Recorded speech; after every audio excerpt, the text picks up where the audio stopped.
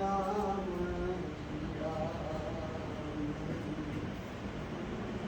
या लाडो या मोर मना दो या लाडो या मोर मना दो प्रेम नगर की लगी है बजरिया श्याम पिया रवि दो चुनरिया श्याम पिया सावन बरसे बादो गरे सावन बरसे बादो गरे मैं तो परी प्रभु तोहरी नगरिया श्याम रंग दो चुनरिया श्याम पिया मीरा के प्रभु गिरधर नागर मीरा के प्रभु गिरधर नागर गुरु के चरण चित गुरु के चरण चित लगी है नजरिया श्याम पिया रंग दो चुनरिया ऐसी रंग दो रंगन छूटे रंगन छूटे तो दिया ढोवे चाहे सारी उमरिया श्याम पिया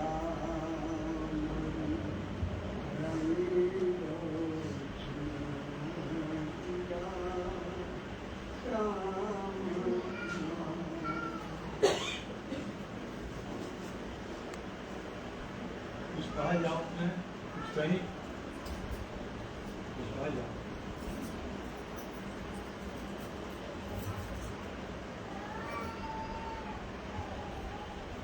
ये गुरु महाराज की असीम कृपा असीम कृपा इसमें पनी कृपा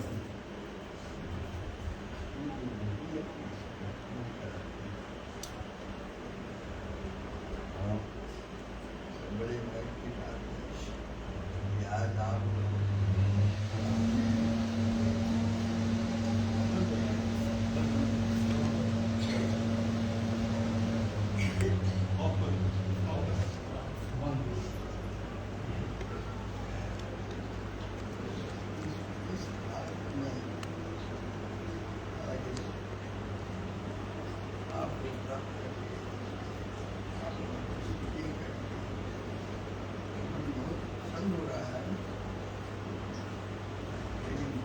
यही हो रही है कि आप लोगों से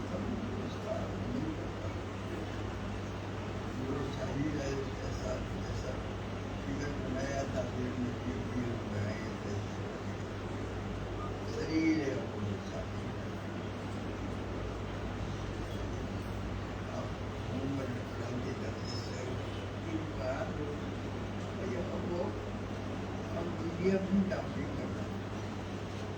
इसीलिए जो आप लोग जो दया से गुरु महाराज की कृपा से जो दर्शन हो रहे हैं ये दुर्लभ दर्शन भी होता रहे ये अभी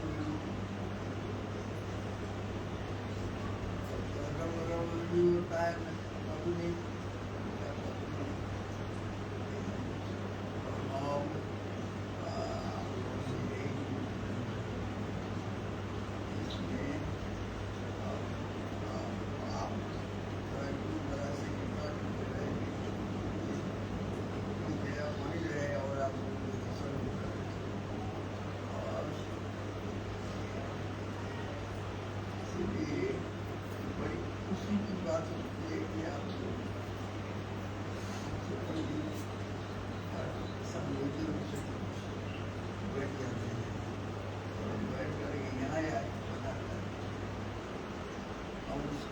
काबिल नहीं है कि आप प्रार्थना है कि आप हमारी कमजोरियों को ख्याल नहीं करेंगे, हमारी कमजोरियों को ख्याल नहीं करेंगे, बल्कि समझाते रहे कि हम ऐसी बात हो गई, ऐसी है। अगर ये आपके नजर में ऐसा हो, आप आप सब दुनिया कितना है, श्रीलंका से बात किया, साथ देकर यही सब कुछ हम कुछ नहीं करते, इसलिए आप लोगों से प्रार्थना है आप देते रहने की कृपा करें। और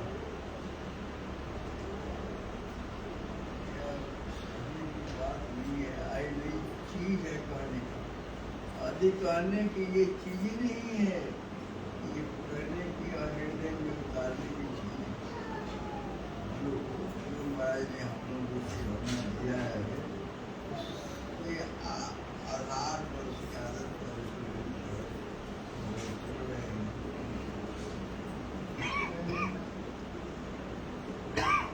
और आप बात कर रहे हैं,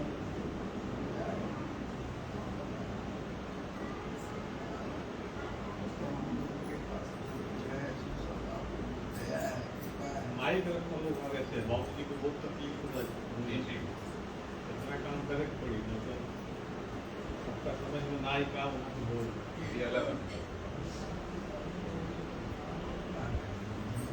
ठीक हुआ। पूजा पूजा शुरू किया जाए, वही कर रहे थे। तो आप नहीं कारण करेंगे, ये सब यही पूरा जब आए हैं तो हमको क्या करता है, कोई नया नहीं है ना, सब लोग पुराने ही हैं।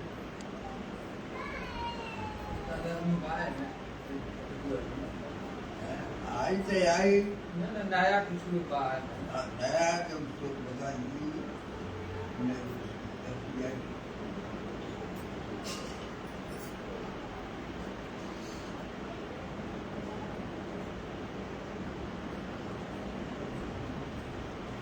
हम सबका परम सौभाग्य है कि गुरु महाराज के उनके छत्र छाया में बैठने का जीवन में एक और सुंदर मौका मिल रहा है। जिस परिवार में जहाँ पे सत्संग है वही प्रेम है, तो ये साफ दृष्टिगोचर होता है। और वहाँ पे परमात्मा का वास होता है, गुरु की कृपा बरसती है। यहाँ पे आना सबका जो है संयोग मात्र नहीं है, गुरु की कृपा है, परिवार का आपका आकर्षण है कि गुरु महाराज के इतने सब भक्त जो हैं इस प्रांगण में पहुंचे।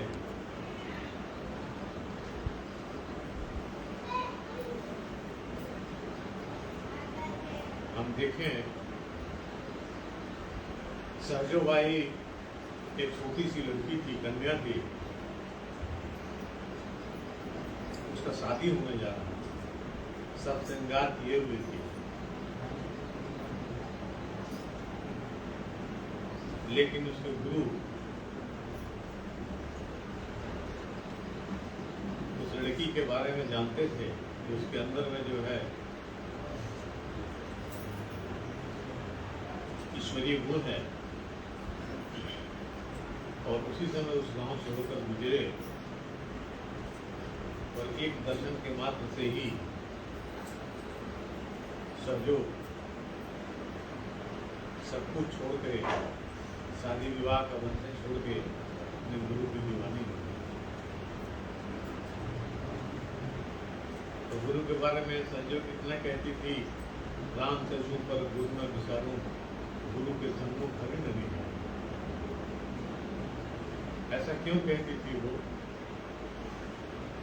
तो कहती थी कि गुरु ने मुंह से आप छुपायो, प्रभु ने मुंह से आप छुपायो, गुरु दीपक ले ताई दिखायो। परमात्मा हम सबको जन्म देता है, लेकिन हम भूल जाते हैं, हमको याद नहीं रहता है, हम नहीं जानते कैसे पैदा हुए। लेकिन गुरु जो है वही हमको बताता है कि ईश्वर क्या है, परमात्मा क्या है। वही हम लोग को ले जाके गुरु के दरबार में खड़ा करता है। इसलिए संसारिक जगत हो या अध्यात्म का मार्ग हो, बिना गुरु के हमारा कल्याण नहीं है। पर हम सब बड़े भाग्यशाली हैं कि ऐसे गुरु के दरबार में बैठने का मौका मिला। सभी पुराने भाई बहन हैं, जो नए भाई बहन जो हैं उनको मैं पूजा के बाद कुछ बता दूंगा। अभी जैसा कहा जाए, समय हो गया, उसी हिसाब से हमको साधना करेंगे। हम सब एक आसन से बैठ जाएं जिसमें सुखपूर्वक आसानी से बैठ सकें। ये साधना की क्रिया जो है, इसमें परमात्मा से आत्मा का, एक जीव से परमात्मा का मिलने का क्रिया है। और सबसे सही और आसान क्रिया हमारे गुरु महाराज ने जो बताई, वही क्रिया हम सब करेंगे। हम सब एक आसन से बैठ जाएं, आंखों को हल्के से बंद कर लें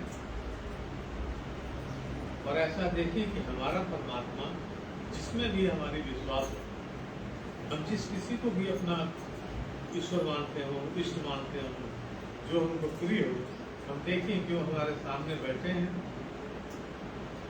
और चैतन्य रूप में बैठे हैं, मूर्ति में नहीं है, छवि में नहीं, चित्र में नहीं है। वो सामने साक्षात हमारे सामने बैठे हुए हैं और वो प्रकाश स्वरूप है। और वहां से प्रकाश निकल के हमारे हृदय में आ रही है। हमारा हृदय उस परमात्मा के प्रकाश से प्रकाशित है। हम धीरे धीरे उस प्रकाश में लय सत्संग की जो प्रार्थनाएं हैं, गुरु वंदना और विस्तुति, हम सब एक स्वर में गाएंगे, प्रार्थना बोलेंगे। जिनको प्रार्थना याद न हो वो शुरू से ही ध्यान में लग जाए। प्रार्थनाएं समाप्त हो जाएंगी, ध्यान चलता रहेगा। जब यहाँ से आपसे ऐसा निवेदन करें, तभी उचित है कि आप ध्यान बंद करें और आप एक और निवेदन करते हैं। इस समय आपसे जो निवेदन किया गया वही साधना करेंगे। अगर कोई मंत्र जाप पूजा पाठ आप करते हो तो इस समय नहीं करेंगे, उसको बाद में करेंगे। एक बार फिर से मैं दोहरा देता हूँ। आप ऐसा ख्याल करें कि आपका परमात्मा, आपके गुरु, जो भी जिनमें भी आपके सुधा हो, वो आपके सामने बैठे हैं, साक्षात चैतन्य रूप में बैठे हैं। उनके हृदय से एक प्रकाश निकल के हमारे हृदय में आ रही है। हमारा हृदय उस परमात्मा के प्रकाश से प्रकाशित हो रहा है।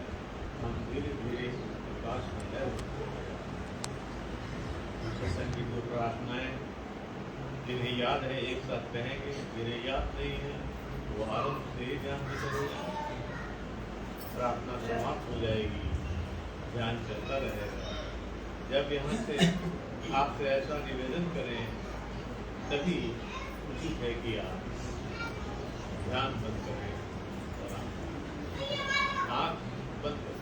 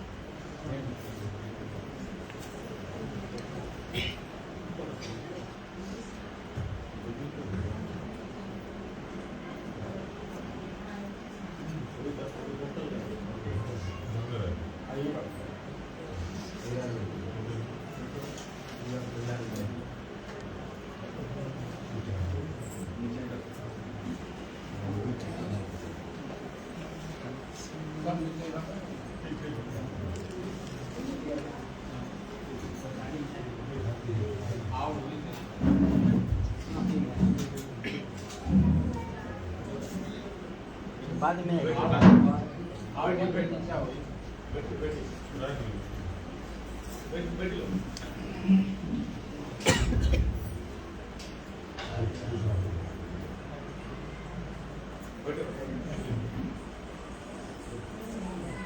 एक बात कहना चाहते थे, आप थोड़ा ध्यान से सुनिए।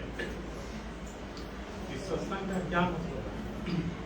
हम 50 किलोमीटर दूर से आते हैं, 3 महीने पे एक बार यहाँ सत्संग होता है, 5वें रविवार को। मैं 50 किलोमीटर दूर से आता हूँ, ये लोग भी जो आए हैं 30-40 किलोमीटर दूर से आए हैं। क्यों आए हैं? अपने बारे में अगर मैं बताऊं तो 10 बीमारियां हैं, इनको है, बहुत लोग बीमार हैं, वो अस्वस्थ हैं। आखिर क्यों आते हैं यहाँ? कहीं पे भी हम क्यों आते हैं, इस बात पे विचार कीजिए। ये सत्संग सिर्फ बैठ के आंख बंद करने का नहीं है, तो सोचने का है। ये आपका प्रेम का आकर्षण, एक मिनट समझ जाओ, ये आप लोगों का प्रेम का आकर्षण है और हम लोगों का आपके प्रति प्रेम है। हम लोग यहाँ मिलने जुलने आते हैं। घर में बैठ के सब लोग आंख बंद कर लेते हैं, ध्यान सब जगह होता है, गुरु महाराज सब जगह है। लेकिन ये आना जाना जो है, ये मिलना जुलना जो है, ये हम सब का आपस में एक प्रेम का आकर्षण है। यहाँ पे कुछ विज्ञान के विद्यार्थी बैठे होंगे, थोड़ा मैं समय लूंगा क्योंकि मैं आया हूँ इसीलिए मैं आता हूँ। खाना पीना ये सब बड़ी छोटी सी बात है। असल बात है, अगर मैं गुरु महाराज का प्रतिनिधि हूँ, कुछ मुझे उनकी प्रेरणा से मिलता है, तो मेरा कर्तव्य है कि मैं आप लोगों से साझा करूँ। और आप लोगों का ये कर्तव्य है कि आप लोग इस चीज को सुने, तो सुनिए। तो ये आकर्षण, विज्ञान के विद्यार्थी जो है, आप जानते हैं ग्रेविटेशनल फोर्स, गुरुत्वाकर्षण का नियम पढ़े होंगे, आप लोग पढ़े हैं ना? ग्रेविटेशनल फोर्स क्या होता है? आपके जितने भी प्लैनेट्स हैं, सूर्य है, चंद्रमा है, पृथ्वी है, तारे हैं, ये सब बैलेंस में है। क्यों नहीं गिर पड़ते हैं? सब गिर पड़ते हैं, सब समाप्त है। लेकिन सूर्य अपने स्थान पे है, चंद्रमा अपने स्थान पे है, तारे अपने स्थान पे है, पृथ्वी अपने स्थान पे। क्यों है? ये गुरुत्वाकर्षण के शक्ति के द्वारा ये सब जो है स्टेबल है, अपने अपने जगह पे ये सब स्थित है, समता में। वही प्रेम जो है वो हमारा आपका है। जिस परिवार में प्रेम है, सब ये आपस में बंधे हुए हैं। लेकिन जहां जिस परिवार में प्रेम नहीं है, वो परिवार बिखर गया, खत्म, कुछ नहीं। और ये प्रेम ही ईश्वर है। हम काहे कहते हैं कितना सुंदर परिवार है, बंधा हुआ परिवार है, इसलिए कि वहां आपस में प्रेम है, आपस में आकर्षण है, सब मिले हुए, बंधे हुए। एक विचार है ना, तो ये प्रेम कैसे पैदा होता है? पैदा कैसे होता है? सेवा से पैदा। आपको अगर किसी को भी, एक पराये को भी अपना बनाना हो, तो आप सेवा कीजिए, वो अपना बन जाए। किसी घर में आप देखे हैं, बाल बच्चे के रहते हुए बाल बच्चा अमेरिका चला गया, कहीं है, चाहे वो घर में रहकर भी उसको फुर्सत नहीं है, इतना नौकरी में व्यस्त है, तो उस घर में कोई दाई नौकर जो है किसी बुजुर्ग की सेवा करती है। उस सेवा करते करते उस घर का आदमी जो जिसकी सेवा की जाती है उसको उस नौकर दाई से इतना प्रेम हो जाता है जितना बाल बच्चे से नहीं। ये सबके साथ ये एक्सपीरियंस है, सबके साथ ये अनुभव है, मेरे अनुभव ही नहीं है। तो ये सेवा जो है, ये बाद में जो सेवा जो है यही प्रेम में परिवर्तित होता है। आरंभ होता है सेवा से और बाद में ये परिवर्तन कहाँ होता है इसका? प्रेम। और प्रेम ही जो है, जहाँ प्रेम है वही ईश्वर का वास्तविक स्वरूप है। गुरु महाराज का एक छोटा सा घटना है, आप लोग सुने होंगे। गुरु महाराज एक बार बहुत पहले ट्रेन में सफर कर रहे थे, तो एक व्यक्ति जो था कोई मुसलमान थे, तो उनके तरफ आकर्षित हो रहे थे गुरु महाराज के तरफ। तो बहुत दूर तक का सफर रहा, जब उतरने वाले हुए तो गुरु महाराज से उन्होंने पूछा कि आप में क्या है कि मैं आपके तरफ आकर्षित होता जा रहा हूं। गुरु महाराज ने कहा था ये आकर्षण ही प्रेम है और ये प्रेम ही ईश्वर का वास्तविक स्वरूप है। गुरु महाराज कही बात, आकर्षण सब में नहीं होता है, जिसमें परमात्मा कृपा करता है उसी में आकर्षण पैदा होता है। और गुरु महाराज ने अंदर कितनी आकर्षण पैदा कर लिया था, क्योंकि उनके गुरु का ये संदेश था, उनको हिदायत थी कि तुम सबसे इतना प्रेम करो कि वो तुम्हारे हो जाए और तुम उनके हो जाए। इसलिए गुरु महाराज ने अपने आप में इतना आकर्षण उत्पन्न कर लिया कि जो देखता था उनको आकर्षित हो जाता था। ये तो ही आकर्षण की बात और प्रेम की बात। लेकिन प्रेम कैसे पैदा होता है? सेवा से पैदा होता है। इसका उदाहरण आप अपने गृहस्थी में देखिए, अपने संसार में देख लीजिए। स्कूल में भी आप स्कूल में शिक्षक है, कोई एक चपरासी है विशेष करके आपका ख्याल रखता है, मैडम को पानी अभी चाहिए, मैडम को ये चाहिए, कुछ नहीं है उसका, एक ख्याल रखता है। ख्याल रखते रखते रखते उसको प्रति जो है प्रेम अपनापन हो जाता है। एक प्रेम। एक आपको इस सेवा के बारे में एक छोटा सा बहुत सुंदर जो है गुरु महाराज के लिखा हुआ है, उस संदेश को हम बताते हैं, आपके साथ साझा करते हैं। सिखों का आप देखे होंगे, जहाँ भी सरदार जी लोग रहते हैं, किसी भी छोटे से छोटे शहर में आप देखते होंगे, जहाँ गुरुद्वारा है वहाँ दिन रात लंगर चलते रहते हैं। बड़े छोटे सरदार, कोई बड़ा सरदार भी उस शहर में अगर आ जाएगा तो सीधे वो गुरुद्वारे हो जाएगा और वो भी उस लंगर में शामिल हो जाएगा, खिलाने पिलाने में, तो किसी से कहने की जरूरत नहीं पड़ती। इस सेवा जो है सरदार जी लोगों में बहुत गुरु नानक के समय से आई है, उनके अंतिम गुरु तक भी और आज भी चल रही है। उसमें एक सेवक का नाम आता है भाई मधु, मधु जी नाम था। जात के जाट थे, उनके घर अपने गांव में रहते थे। उनके मन में भी वैराग्य आया कि हम भी सत्संग करें। और उस समय सिखों के छठवें गुरु श्री हरकिशन दास जी थे, छठे गुरु थे। वो उनके पास पहुंचे और जाकर के गुरु के चरणों में गिरे कि हमारी इच्छा है कि हम आप सत्संग में, जीवन का मेरा बहुत भाग निकल के आप सत्संग में सेवा करें। गुरु ने उनको दीक्षा दी और अपने आश्रम में रख लिए। ऐसे ही रहते रहे। एक बात और है, गुरु जिस शिष्य को बढ़ाना चाहता है, गुरु की निगाह आती है उस शिष्य पे और उसको तरह तरह से गुरु बढ़ाता है। शिष्य समझ नहीं पाता, लेकिन बाद में उसको पता चलता है। तो मधु भाई वहीं पर रहने लगे, आश्रम में रहते थे और लंगर जो था उसमें भोजन करते थे। एक दिन गुरु ने कहा कि ये कौन सी फकीरी है, ये तो कोई फकीरी नहीं हुए, कि लंगर में मुफ्त का खाना खाया और आराम से पड़े हुए हैं। ये बात सब लोगों ने सुनी, सबने ध्यान नहीं दिया, लेकिन मधु भाई ने इस बात पे ध्यान दिया और उनको तुरंत कर्तव्य बोध आया। उसके बाद से वो क्या करने लगे, लंगर में सेवा करने लगे। पहले बिना सेवा किए ही खाते थे, अब लंगर में सेवा करने लगे। ऐसे ही करते करते कुछ दिन और बीते। फिर गुरु ने और आगे बढ़ाना चाहते थे शिष्य को। उन्होंने कहा ये कौन सी बात हुई, जिस लंगर में क्या नाम है सेवा की उसी में खाना खा लिया। ये तो व्यापार की बात हो गई, जितना दिए उतना लिए।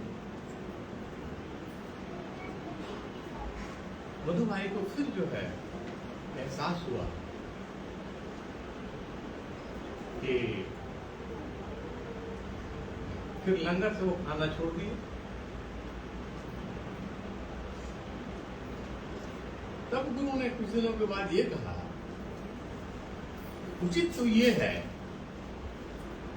कि कुछ ऐसा कमाई करो जिससे लंगर की सेवा भी हो, दूसरे की सेवा भी हो। फिर वो लंगर छोड़ करके, गुरु का आश्रय छोड़ करके गांव में चले गए और लकड़ी काटना शुरू किया। अपनी पत्नी को बुलाया, एक छोटी सी झोपड़ी बनाई, एक साथ रहने लगे। लकड़ी काटते थे।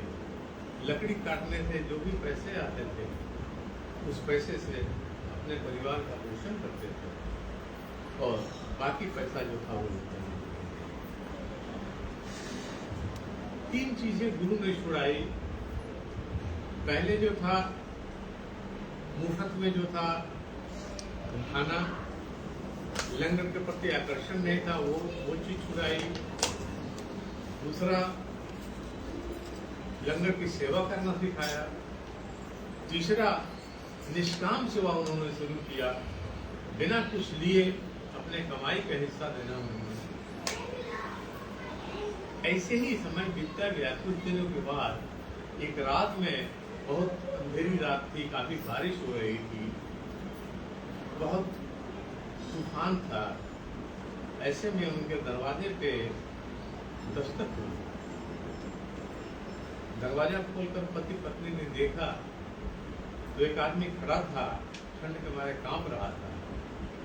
उसको अंदर लेकर के आया, उसको कपड़े दिए, उसके बाद उसको भोजन कराया। तो उस आदमी को बोला कि तुम विश्राम कर लो, कल सुबह जाना। सुबह जब मधु भाई उठे तो आदमी सो रहा था। उन्होंने अपनी पत्नी से कहा कि बहुत थका हुआ है, इसको आराम करने दो, मैं तो जंगल में लकड़ी काटने जा रहा हूँ। जब ये उठे तो इसे भोजन करा करके इससे भी जा रहा हूँ। जंगल में वो चले गए जंगल। ये व्यक्ति उठा, उसकी पत्नी ने बुलाया कि हाथ मुंह धोकर क्या दो, भोजन कर लो। मधु भाई के पत्नी के हाथ में चांदी के कड़े थे, कुछ गहने थे। ये व्यक्ति जो था, ये डाकू व्यक्ति था। इसके मन में लालच आ गई। उसने मधु भाई की पत्नी को मार डाला और वो चांदी के गहने वगैरह लेकर के चला गया। लेकिन जब आदमी गलत काम करता है, चोरी करता है या कोई गुनाह करता है, तो मन में एक न एक, कहीं न कहीं एक चोर बैठा रहता है। जब जा रहा था, नजर बचा के जा रहा था कि कहीं मधु भाई देख न ले, दूसरे रास्ते से उस दिन मधु भाई उसी रास्ते से आए। उसका हाथ पकड़ लिए, बोले भाई कहाँ, इतनी जल्दी कहाँ जा रहे हो, चलो घर में हमारे साथ बैठो, एक दिन और विश्राम करो, और भोजन करके ही। घर में गए, अपनी पत्नी की वो हालत देखे, वो समझ गए उनके हाथ में कड़े नहीं थे, ये किसी व्यक्ति का कर्तव्य था। लेकिन इतने दिन गुरु के साथ रहने से, गुरु की संगति करने से उनके विचार में इतना परिवर्तन आ गया था कि उनके अंदर सहनशीलता, नम्रता, दया, करुणा सब कुछ मधु भाई के अंदर। जब मधु भाई ने कुछ नहीं बोला, बल्कि मधु भाई ने कहा कि चलो, इसने कहा डाकू ने कि देखिए हम तो बड़ी भारी भूल हो गई, ये छुरी है ले लो, हमारा भी जान ले लो। मधु भाई ने कहा कि जान लेना और देना ये मेरा कर्तव्य नहीं, ये तो गुरु के कृपा पे निर्भर करता है, वो जैसी चाहे सजा दे। लेकिन सबसे पहले इस शरीर को यहाँ से चलो हटा देते हैं, नहीं तो गांव में गए लोगों को पता चलेगा और उनको मार डालेगा। दोनों मिलके गए जंगल में उनकी क्रिया करेंगे और फिर मधु भाई उस डाकू को लेकर के गुरु दरबार में गए और पूरी कहानी अपने गुरु से कह के सुनाया। मधु भाई के इस व्यवहार पे गुरु इतने प्रसन्न हो गए। उसी समय अपनी पूरी शक्ति जो थी, इस प्राण शक्ति को मधु भाई के अंदर में प्रवेश कर दिया और उनको पूर्ण कर दिया और उस डाकू से कहा कि अब तुम्हारी यही सजा है कि इसी लंगर में पड़े रहो और सेवा करते रहो। ऐसे ही करते करते उस डाकू का भी विचार बदल गया, मन पवित्र हो गया और वो भी सत्संग बन गया। कहने का, इस कहानी का कहने का अर्थ ये था कि सेवा जो है, निष्काम सेवा, इस सेवा करने से चाहे हम गृहस्थी में हों, चाहे हम आध्यात्मिक में मार्ग पे हों, हम सेवा से ही गुरु को रिझा सकते हैं, किसी को भी अपना बना लेते हैं और हमारे गुरु वो सेवा से ही प्रसन्न होते हैं, अपनी सेवा नहीं। वो नहीं चाहते कि हमारी सेवा हो, उनके सत्संगियों की सेवा करें, मिशन की सेवा करें, सत्संग की सेवा करें। हमेशा ऐसा हमारा ख्याल रहे कि गुरु महाराज का सत्संग बढ़े, खूब सुंदर हो, ये प्रयास होना चाहिए। हम सब ऐसे महान गुरु के दरबार में बैठे, यहाँ पे जीवन में ऐसी ऐसी बातें सुनने को मिलती है और मैं वास्तव में कहता हूँ, मैं चाहता हूँ कि गुरु के दरबार से मुझे जो कुछ मिलता है वो चीजें आप सबों तक पहुँचे। सब व्यस्त लोग हैं, सबके पास मौका नहीं मिलता है, साधन की पत्रिकाएं आती हैं, किताबें रखी हुई हैं, लेकिन पढ़ने का मौका नहीं मिलता है।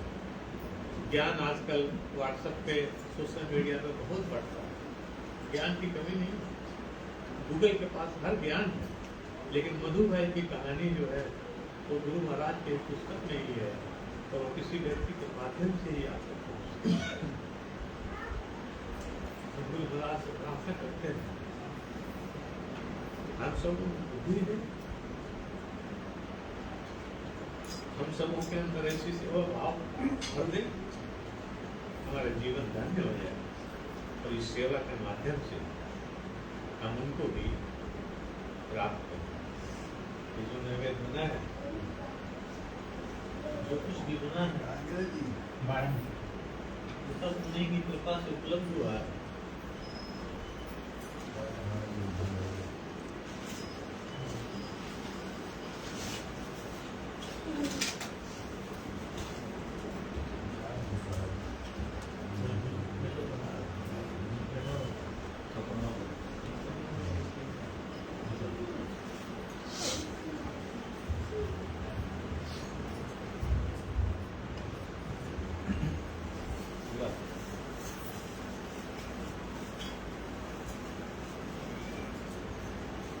जो कुछ भी नैवेद्य बन पाया हम सबों से,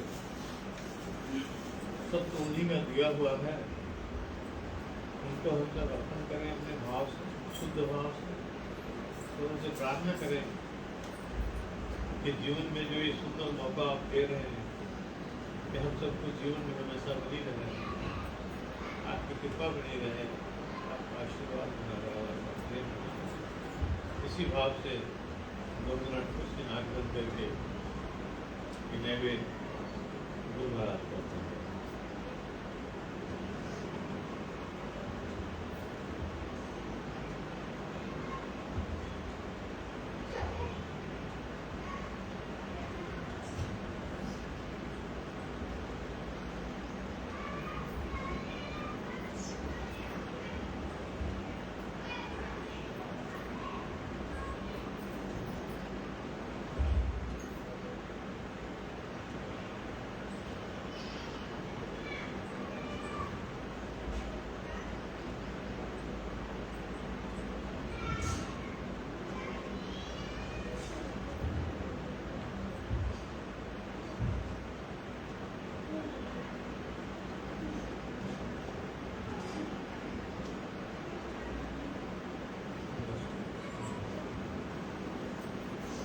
हम लोग कोई भजन कहेंगे, भक्ति को भजन जानते हैं?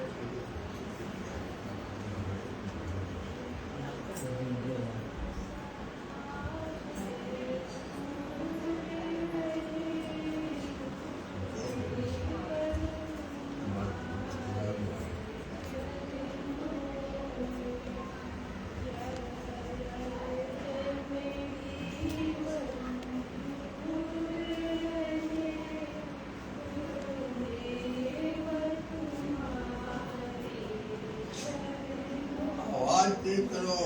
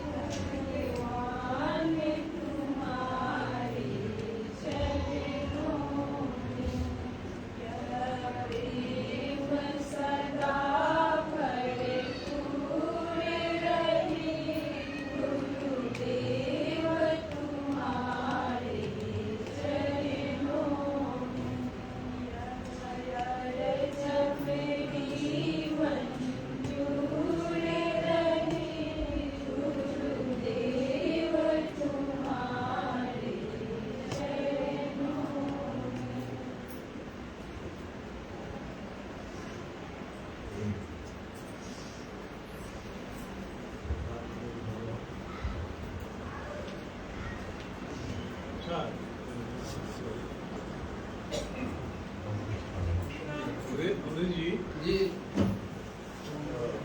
गुरु पूर्णिमा के बारे में बहुत समाज पहले नहीं बताइए ना क्या याद होने बाद या नहीं विचार क्या हुआ? विचार में होने के जी एक लावे विचार के आदेश बात हमारी इच्छा भी बा पहले से भी गुरु पूर्णिमा के सत्संग होते के गुरु पूर्णिमा के आपकी विचार होता नारायणपुर में गुरु पूर्णिमा हो गया कैसे कि थोड़ा सा यहाँ